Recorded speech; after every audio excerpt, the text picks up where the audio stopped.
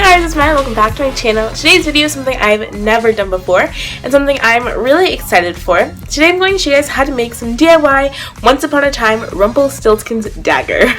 I hope you guys enjoyed this video. I'm really excited just to have it out for you guys. Also, I want to let you guys know that starting on the month of May, which I'm starting a little bit early because it's not May yet, I'll be uploading a video every other day. So I'm so excited and I really hope you guys are enjoying this. Hopefully I'll be able to keep up with it throughout the year and just keep uploading a video every other day, but we'll see what happens. So I'm so excited. Also make sure to check out my other Once Upon a Time DIY, which will be in the eye on the top of the screen. And I think that's it. So let's just get into the video. Okay, so let's go ahead and get started on everything you're going to need. So you're going to need some cardboard and also some cardstock. You're going to need a Sharpie, a black Sharpie. You're going to need the Rumpelstiltskin template, which I'll leave a link to in the description box. You're also going to need a hot glue gun, some silver or gray paint, black paint, scissors, and a various sizes of paintbrushes. So you're going to need some brushes that are super thin and nice. You're also going to need some thick ones. Alright, so go ahead and print out that template, and what you're going to do is you're going to start painting it. So as you can see here, I've already started painting it silver.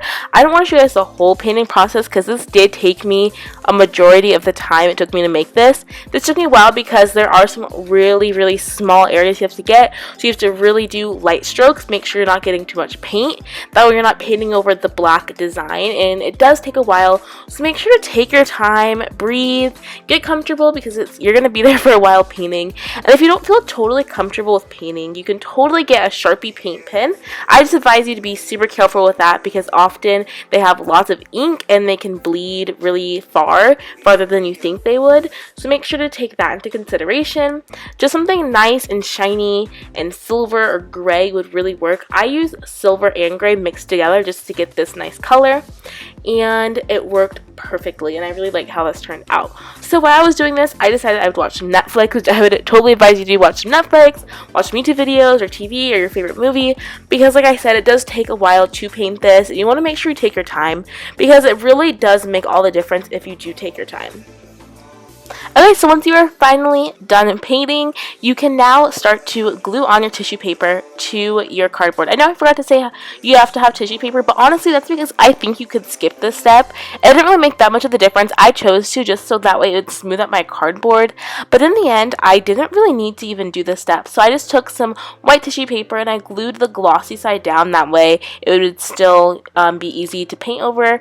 And in the end, I just thought this would be easier to paint the silver on the back of the dagger, but you don't really need this. It's completely up to you. That's why I didn't include it in what you need, but like I said, it's up to you. Personally, I don't really think you need it, and I probably could have went without it, but I did it anyways and it still came out fine, so it's up to you. And if you don't have tissue paper, then honestly don't sweat it. It really isn't going to make that much of a difference.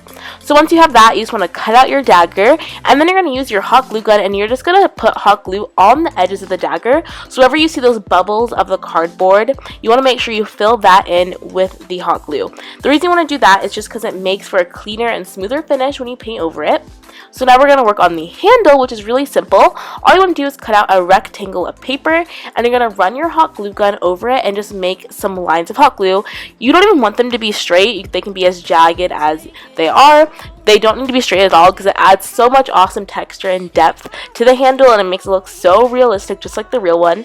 I know it's kind of hard to see on a video. That's because the hot glue is clear and my paper is white, so it was hard to see. But I'm just using some regular sheet of computer paper and just drawing lines of hot glue across my paper horizontally or vertically, either way would work. Then once you're done drawing the lines with hot glue, you're going to roll that around your piece of cardstock you rolled. I know I didn't show that on video, I lost the footage somehow, but basically you want to make sure that will roll around and fit the size of cardstock that you cut, which once again, just cut a rectangle of cardstock, roll it up, and hot glue it. It's super simple. Then this is the super fun part because you can really see your handle come to life, and it starts to look like leather, and it just looks really awesome. So I started by painting my silver and gray paint all over the paper, which you can see already looks awesome, and I use this kind of super brassy brush that I recommend using because it adds more texture to it and it makes it look less like super new and stuff. It makes it look more worn. So once I painted that, I painted it in different directions. Then I kind of started to dry brush some black paint on there, and I just decided, you know what, I'm just gonna go for it and I'm gonna paint black paint over that. So you can just start off with black paint or mix your black and silver paint together, but this just looks super cool since I used that brassy brush. The silver still showing through, and it just looked really awesome, and I love how this turned out. So make sure the key to this is using a brassy brush because it just adds all that texture and it looks awesome, and the hot glue makes it look super awesome as well. Okay, so once you are done painting your handle, you're now going to take another piece of cardstock or any type of surface. You can use computer paper, whatever you want, and you're going to start drawing all the little accents we have for his dagger.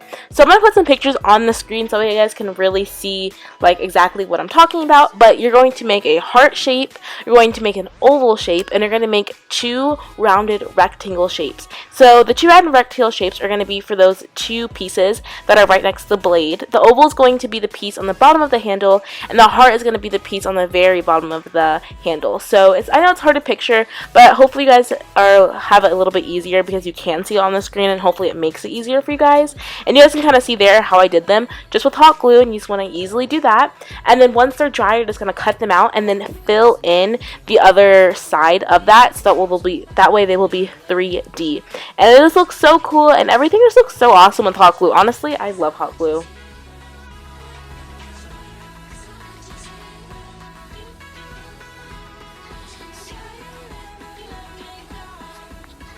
Okay, so now I'm just finishing up filling in those edges of the dagger because, like I said, that is super important, and I found a few pieces that weren't perfect. So I just want to make sure those are super nice and filled in. And I would keep checking that like after the hot glue dries to see any pieces you missed because that's going to make the dagger just look more realistic. And the next thing I did is I just cut out 2 ovals of cardboard, and that is for those 2 sides on the handle. So the handle's kind of like a cylinder with 2 of like those tops on it. I'll show a picture again here, but as you guys can see, it has like those 2 cylinders on top. So that's what I did, is I just cut those 2 little ovals, not cylinders, and all I'm gonna do is I'm gonna paint those with like the same color I painted the handle. So I just mixed black and silver together instead of doing my 2-coat type of thing I did before, and this is really easy. Your hands do get pretty messy with this, so make sure to have some type of piece of paper underneath.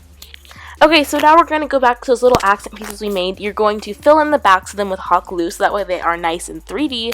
Make sure to really focus the backs of hot glue on the heart. You don't really need it on the oval, but you really need it on the heart and those 2 rectangle pieces that hold the blade together, I guess, as the real sword does. So then now we get to hot glue our handle together. So let's add that strip of paper and hot glue it closed. You can also use regular glue if you want. I just use hot glue because I already had it on me, so it's just really nice and easy just to use that. And then the best part is we get to glue our blade on, and this is so much fun. So I already painted the back of the blade so that way I could just save time. You guys don't have to see that because you guys saw a lot of painting today. And then I just went ahead and I glued. I hot glued so much. There is so much hot glue holding that blade together, and since the blade is so thin compared to our handle, you really want to make sure you hot glue, and you are done. And your blade is finished. Enjoy! I hope you guys enjoyed that video. If you did, make sure to give it a thumbs up. Also make sure to subscribe to my channel so you guys never miss an upload. Like I said earlier, I'll be uploading a video every other day, so I'm really excited. Also, make sure to give this video a like if you like Once Upon a Time, and I think that's it. So I'll talk to you guys next time. Bye guys!